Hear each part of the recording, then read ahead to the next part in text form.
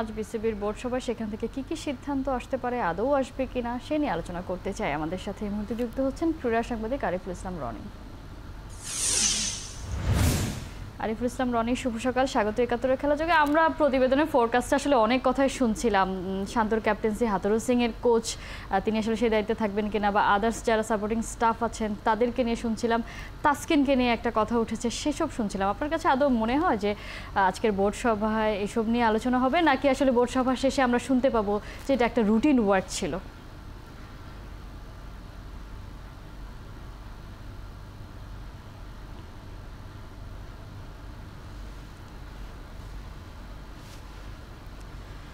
আরিফুল ইসলাম রনি, আমরা শুনতে পাচ্ছি না, আনমিউট করতে হবে।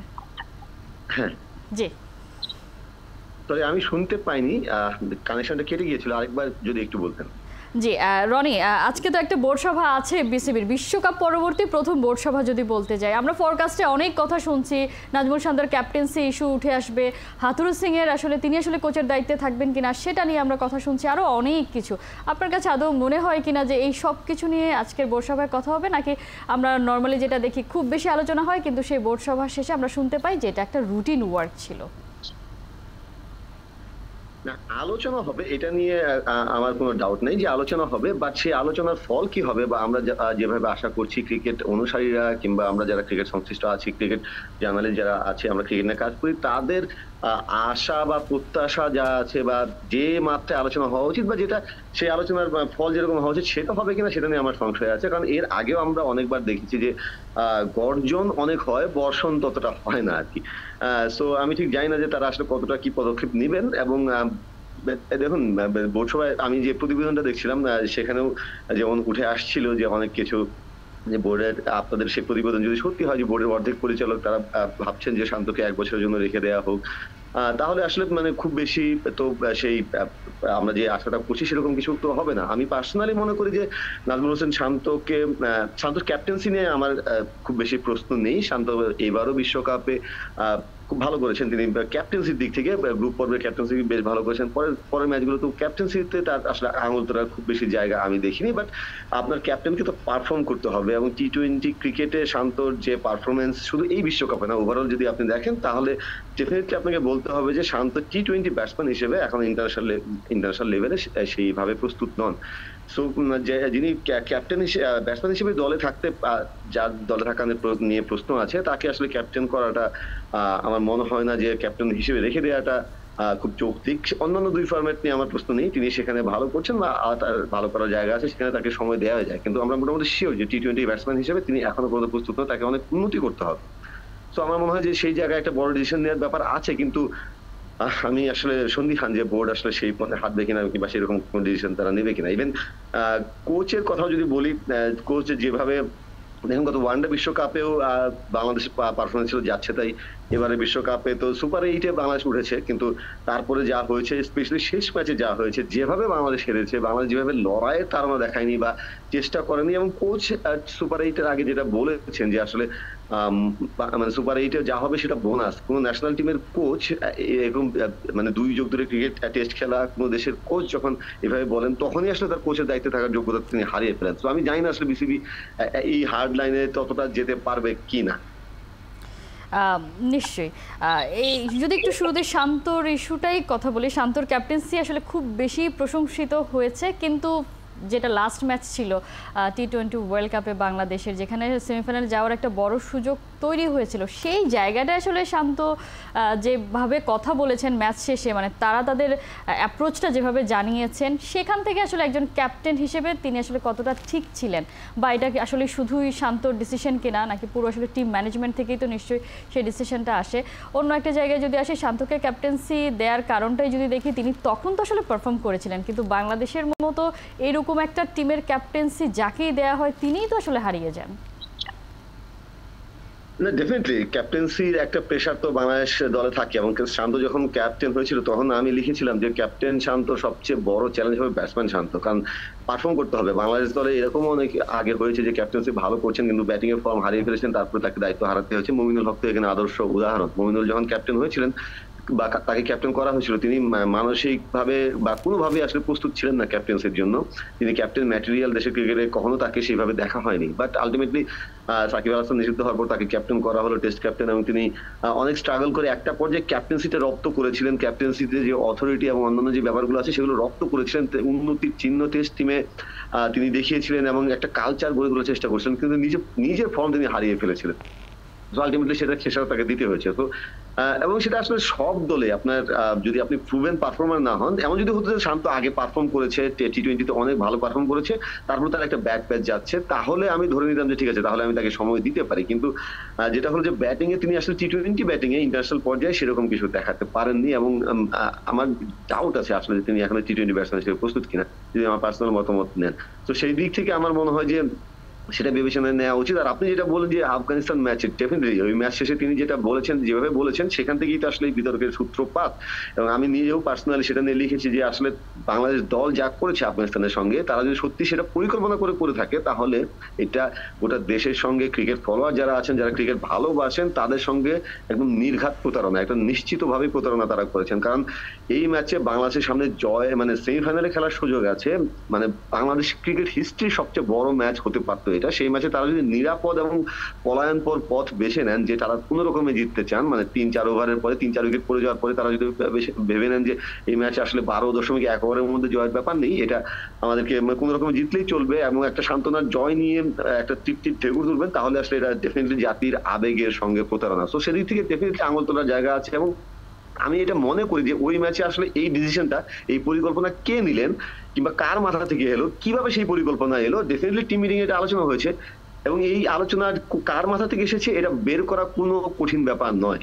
ঠিক আছে, এটা আসলে 5 মিনিটের ব্যাপার যদি আসলে বিসিবি চায়। তো আমি আমার মানে ব্যক্তিগতভাবে চাওয়া, বিসিবি যেন এটা চায়, তারা যেন সেটা দেখতে চায়। তারা কিভাবে চায়, তারা কিভাবে ভাবছে, এটা হলো বড় ব্যাপার। তারা যদি মনে করে থাকে, বিসিবি যদি মনে করে থাকে যে ওই কোন রকমের জেতাটাই আসলে দরকার ছিল, তাহলে তো আসলে কিছু করারই নেই, তাই না? আর যদি তারা মনে করেন যে না, এটা একটা বড় মানে আমি অপরাধী বলবো, একটা অপরাধের পর্যায়ে ছিল ব্যাপারটা, সেটা যদি থাকে, তাহলে ডেফিনেটলি আইডেন্টিফাই করা উচিত এবং সেই দায়ী ব্যক্তির বিপক্ষে বা বিরুদ্ধে ব্যবস্থা নেওয়া উচিত। সেটা ডেফিনেটলি শান্তর একার ডিসিশন ছিল না, ডেফিনেটলি সেখানে কোচের ইনভলভমেন্ট ছিল। এবং বাংলাদেশ দলে, এই দলে যদি সাকিব আল হাসান বা মাহমুদুল্লাহ বা এরকম কোন সিনিয়র ক্রিকেটার অধিনায়ক থাকতেন, তাহলে হয়তো আমরা ধরে নিতাম যে তার একটা বড় প্রভাব আছে। কিন্তু শান্তর মতো একজন ইয়াং ক্যাপ্টেনের ক্ষেত্রে তিনি কোচের উপর আসলে খবরদারি করে বা কোচের উপর নিজের মতামত চাপিয়ে দিয়ে এই পরিকল্পনা করবেন, এটা আসলে ঠিক বিশ্বাসযোগ্য নয়। ডেফিনেটলি এখানে কোচের বা কোচিং স্টাফের বড় ভূমিকা ছিল, আমি পার্সোনালি বিশ্বাস করি। বাট যেটাই হোক, সেটা বের করে আনা উচিত এবং ব্যবস্থা নেওয়া উচিত যদি বিসিবি চায়। নিঃসন্দেহে। যদি ধরেন শান্তর ক্যাপ্টেন্সি নিয়ে প্রশ্ন তো উঠেছেই সবকিছু মিলিয়ে, এবং যেহেতু পারফর্মার শান্তকেও আমরা হারিয়ে ফেলেছি বা খুঁজে পাচ্ছি না, তাহলে শান্তর পরে আসলে অপশনটাকে, কেউ তো ক্যাপ্টেন আসলে হতেই চায় না। ওডিআই ওয়ার্ল্ড কাপের পরে সাকিব আল হাসান ছেড়ে দিলেন ক্যাপ্টেন্সি, তিনি আসলে তার মতো এরকম একজন যে লোক সব থেকে বেশি প্রেশার হ্যান্ডেল করতে পারেন, তিনি আসলে ক্যাপ্টেন্সি করতে চান না, তারপরেই তো আসলে শান্তর কাঁধে গেল। এখন আসলে কোনো অপশন দেখেন কিনা? হ্যাঁ, ডেফিনেটলি এটাও একটা সমস্যা যে অপশন কি, আমাদের তো আসলে খুব মানে টি-20 দলে খুব বেশি পারফর্মার নাই যারা মানে নিয়মিত পারফর্ম করে চলেছেন। তারপরেও আপনাকে তো আসলে মানে একজন যখন পারফর্ম করছে না, তার বিকল্প খুঁজতে হবে, এবং এটাই আদর্শ সময় খোঁজা। যেহেতু বিশ্বকাপ মাত্র শেষ হলো এবং পরের বিশ্বকাপ আপনার 2 বছর পরে, আপনার 2 বছরের জন্য প্ল্যানিং করার আইডিয়াল টাইম এটা। সো আপনাকে অপশন খুঁজতেই হবে। হতে পারে সেটা মেহেদী হাসান মিরাজ, হতে পারে সেটা তাওহিদ হৃদয়। আমি মানে সাকিব বা মাহমুদুল্লাহ তাদের দিকে যাবোই না, কারণ আমি চাইবো যে এখন আগামী বিশ্বকাপের জন্য আমি কাউকে রেডি করতে। সেটা মানে হৃদয়ের যে হৃদয় খুব ভালো ব্যাটিং করছেন, এখন হতে পারে যে তাকে ক্যাপ্টেন্সি দিলে সেই প্রেসারে আবার তিনি ভেঙে পড়বেন, বা তারও আসলে অনেক প্রমাণ করার জায়গা আছে ব্যাটসম্যান হিসেবে, আরো নিজেকে অনেক শানিত করার, আরো তৈরি করার জায়গা আছে। বাট মনে হয় যে তার পার্সোনালিটি কিংবা তিনি যেভাবে ভাবেন সেটা একটা অপশন হতে পারেন। মিরাজ তো আসলে ক্যাপ্টেন্সির বিবেচনায় এর আগেও ছিলেন, যথেষ্ট ভালোভাবেই ছিলেন, এবং এই বিশ্বকাপ দলে তিনি থাকতে পারতেন কিনা এটা নিয়ে অনেক আলোচনা হয়েছে। সো মিরাজও একটা ক্যাপ্টেন্সির একটা অপশন হতে পারে। তাসকিন ভাইস ক্যাপ্টেন ছিলেন, যদিও তাকে নিয়ে তিনি একটা পেস বোলার, ইনজুরি প্রবণ, তাকে নিয়ে অনেক শঙ্কার জায়গা আছে। বাট তিনি একটা অপশন হতে পারেন। অপশন খুঁজতে গেলে আসলে অপশন বেরিয়ে আসবে, এবং আপনাকে এই জায়গায় একটা ঝুঁকি নিতে হবে। ক্রিকেট হিস্ট্রিতে আমরা অনেক সময় দেখেছি একদম ইয়াং ক্যাপ্টেনকে, যার ক্যাপ্টেন্সি নিয়ে আসলে খুব বেশি আলোচনা নাই, বা এমনও হয়েছে যে নতুন কাউকে দিয়ে একদম ক্যাপ্টেন্সি শুরু করেছে। তো অনেক রকম অপশনই হতে পারে, আপনার পজিটিভলি ভাবতে হবে। এবং আপনার যেহেতু 2 বছর সময় আপনার আছে এখনো, যদি আপনার মনে হয় যে কাউকে আমি রেডি করতে পারলাম না, 1 বছর পরে আপনি চেঞ্জও করতে পারবেন।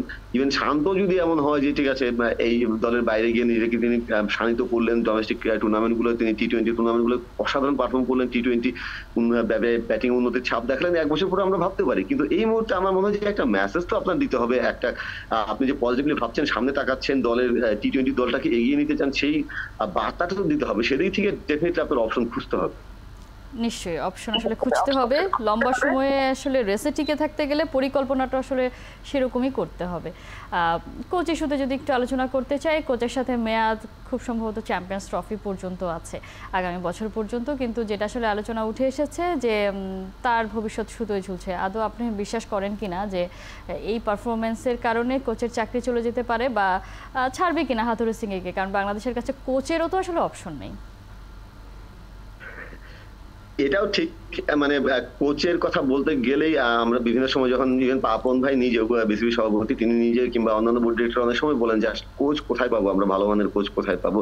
দেখুন এখানেও আমার ওই ক্যাপ্টেন্সি নিয়ে যেরকম বললাম, এখানেও আমার সেই একই কথা যে কোচ পাওয়া যাবে না। স্পেশালি হাথুরু সিংকে যে অর্থ দিয়ে আনা হয়েছে, সেই অর্থ বা সেই পরিমাণ অর্থ দিয়ে কোচ পাওয়া যায় না, এটা আমি আসলে ঠিক বিশ্বাস করি না। এবং কোচের ক্ষেত্রেও আসলে যারা মানে কোচিং করাচ্ছেন বা বিশ্ব ক্রিকেটে যারা বড় নাম, তাদের মানে কোচ হিসেবে বড় নাম তাদের দিকেই ঝুঁকতে হবে, সেটাও আমি সবসময় বিশ্বাস করি না। দেখুন জোনাথন ট্রট যখন আফগানিস্তানের কোচ হলেন, তার কোচিং দক্ষতা বা তিনি কোচ হিসেবে কেমন ছিলেন এটা আসলে বিশ্ব ক্রিকেট জানতোই না। কিন্তু তিনি দেখেন আলটিমেটলি এখন নিজেকে কোচ হিসেবে কোন জায়গাটা নিয়ে গেছেন। সো এরকম অপশন বাংলাদেশের খুঁজতে হবে। অনেকেই আছে যাদের মানে ক্রিকেট মস্তিষ্ক পুরোদাতি, তারা হয়তো চাকরি খুঁজছেন, বা তাদের দুয়ারে নক করলে তারা আসলে তাদের সেই দরজা তারা খুলেও যেতে পারে। সো সেই দায়িত্ব তো ক্রিকেট বোর্ডের, ক্রিকেট অপারেশনস কিংবা অন্যান্য যে সংশ্লিষ্ট বিভাগ যারা আছে তাদের তো সেই দায়িত্ব। জাস্ট আমরা জানি যে হাথুরু সিং এ বাংলাদেশে কোচ হয়ে গেছিলেন, আবার তার কাছে ফিরে গেলাম, কিংবা অন্যান্য দলে যারা কোচ আছে, ফ্র্যাঞ্চাইজি ক্রিকেটে বা জাতীয় দলে কোচ আছেন, আমরা তাদের দিকে নক করলাম। শুধু তারাই তো অপশন না, তার বাইরেও অপশন আছে, যারা ফর্মার ক্রিকেটার আছেন, যারা কোচিং কোর্স করা আছে, এমন অনেক ক্রিকেটার আছে। তো তাদেরকে খুঁজে বের করার দায়িত্ব তো বোর্ডের, তাই না? সো সেই অপশনটা আমার মনে হয় দেখা উচিত। আপনি যেটা বললেন যে আমি বিশ্বাস করি কিনা যে তার চাকরি আসলে সুতোয় ঝুলছে, এটা আসলে এর আগেও আমরা অনেক সময় শুনেছি, কিন্তু আলটিমেটলি কিছুই দেখিনি। আমি জানি না আসলে এবারও সেই কতটা কাজ হবে। বাট আপনি যদি একজন কোচের, আপনি তো আলটিমেটলি এরকম ওয়ার্ল্ড টুর্নামেন্ট গুলো শেষে একজন কোচের তো আসলে দেখা হবে যে তার মূল্যায়নটা তো করা হবে, তাই না? প্রত্যেকটা বড় টুর্নামেন্ট ঘিরেই তো আসলে দলগুলো সাজানো হয়, কিংবা ভবিষ্যৎ পরিকল্পনা সাজানো হয়।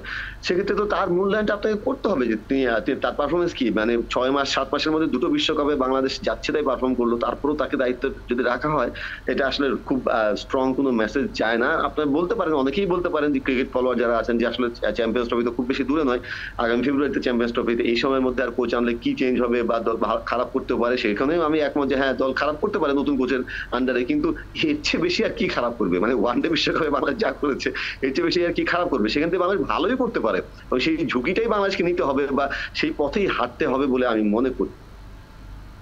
এই জায়গাটাতে আরিফুল ইসলাম রনি, যে আমরা বলছিলাম যে বিদেশি ভালো কোচ পাওয়া যায় না, সেটা স্বয়ং বিসিবি সভাপতি বলেন, এবং কোচ খুঁজতে গেলে আসলে তারা কিভাবে খোঁজেন সেটা তো আমরা দেখতেই পাই। আর এখন যেহেতু আসলে ফ্র্যাঞ্চাইজি লিগগুলোর এত দাপট, অল্প সময়ে কোচরা খুব অল্প, মানে সময় অল্প দিয়ে তারা অনেক বেশি আসলে টাকা কামাতে পারেন। আর বাংলাদেশের মতো দেশের কোচ হতে খুব একটা কেউ চায়ও না, এমনটাও তো আসলে আছে।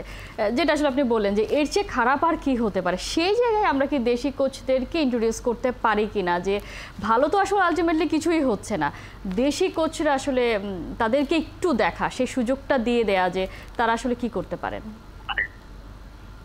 এটা একটা অপশন হতে পারে, যদিও আমি ঠিক মানে বাংলাদেশের কোচদের কথা করতে গেলে, যদি ভাবতে গেলেও মনে হয় না যে একটা ইন্টারন্যাশনাল দলকে লম্বা সময় কোচিং করানোর জন্য কেউ সেভাবে প্রস্তুত আছে বা সেভাবে তৈরি। বাট যে পয়েন্টে আমরা কথা বলছি যে আসলে মানে এর চেয়ে খারাপ কি হতে পারে, এবং স্পেশালি যদি আমরা চ্যাম্পিয়ন্স ট্রফির কথা বলি, যে খুব বেশি সময় তো নেই, আর কয়েক মাস আছে। সো সেদিক থেকে চিন্তা করলে ডেফিনেটলি আমরা একজন দেশি কোচকে বাজিয়ে দেখতেই পারি, যদি আমাদের হাতে বিদেশি ভালো কোচের অপশন না থাকে। সেক্ষেত্রে যেটা বলছি যে এর চেয়ে খারাপ কি হবে, আমরা যদি এমন খুব বেশি আশা না করেই একজন দেশি কোচকে দিয়ে রাখি, যে ঠিক আছে দেখি তিনি আলটিমেটলি কেমন করেন, সেক্ষেত্রে আমার মনে হয় না যে সেটা খুব খারাপ হতে পারে। জাস্ট কাউকে আসলে দায়িত্বে না আনা পর্যন্ত তো আমরা তো সবই তো পারসেপশন, সবই হাইপোথিসিস। আমরা মনে করছি যে আসলে দেশি কোচটা মানে সেভাবে তৈরি না বা ইন্টারন্যাশনাল পর্যায়ে কাজ করতে প্রস্তুত নন, কিন্তু যখন তিনি দায়িত্ব পাবেন কে জানে, নিজেকে তিনি ছাড়িয়ে যেতেও পারেন বা প্রমাণ করতেও পারেন। সো সেটা একটা অপশন হতে পারে, মানে যদি আমরা ভালো বিকল্প বিদেশি কোচ না পাই, বা যদি আমরা সেই সাহসী সিদ্ধান্তটা